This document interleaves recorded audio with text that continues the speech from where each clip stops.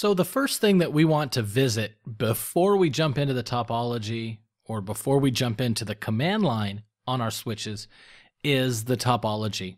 And that's what we're looking at right here. It's a very simple topology, but there are some elements of it that I'd like to point out to you. First of all, we can see that R1 is connected to switch 1 and R2 is connected to switch 3. Now between switch 1, 2, and 3, we've got a loop, and we're going to use that a little bit later on. Now we do have an ASA in this topology, but for right now we're not going to use it. And then we have a couple of PCs, really a PC and a server, but for right now we're just going to focus on using R1 and R2 to verify connectivity using ICMP. And we're going to focus on switch 1, 2, and 3. And for this particular demonstration, what we really want to do is just look at the default interface configuration so that you can see that VLAN 1 is assigned, and then how to set the speed and duplex for those gigabit interfaces that are connections between each of the switches. So let's jump on over to our command line. Right now we're on switch 1, so the first thing that we could do is let's just take a look at the MAC address database. So let's do a show MAC address table. We have a number of static MAC addresses there. We're not going to be concerned with those right now, but here we can actually see that we've got F01 has a dynamically learned MAC address. Gig01 has a dynamically learned MAC address, as well as Gig0/2. So we got a couple of MAC addresses sitting out there that we've learned.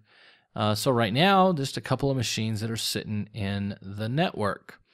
So F01 off of switch 1, we know that that's router 1. Now we could jump over to router 1 and look at the interface, and we should see its MAC address ends in 2060, and when we look at the dynamically learned MAC address on F01 of switch 1, we again can see 2060. What's interesting is Gig01 and Gig02 are connections to other switches, so we've got devices connected to our other switches. We just have to kind of figure out where those devices are beyond switch 1 in the network.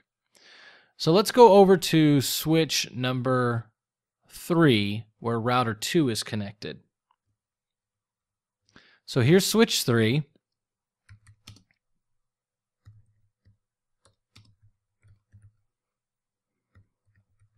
And let's take a look at the MAC address table.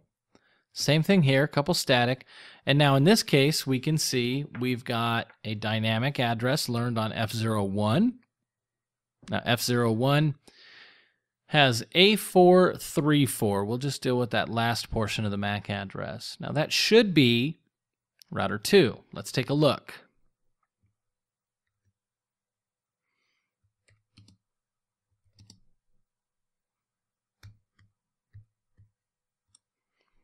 So here's a show interface F00, and we have A434.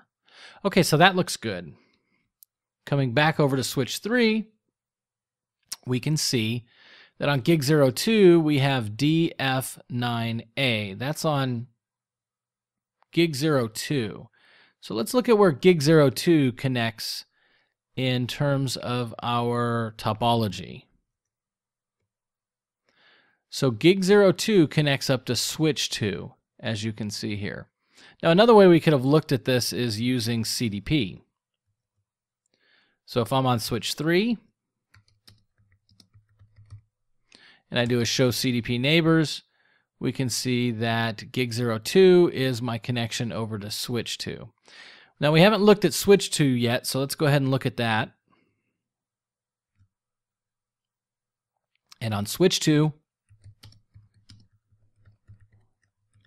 we'll issue the same command there, show MAC address table.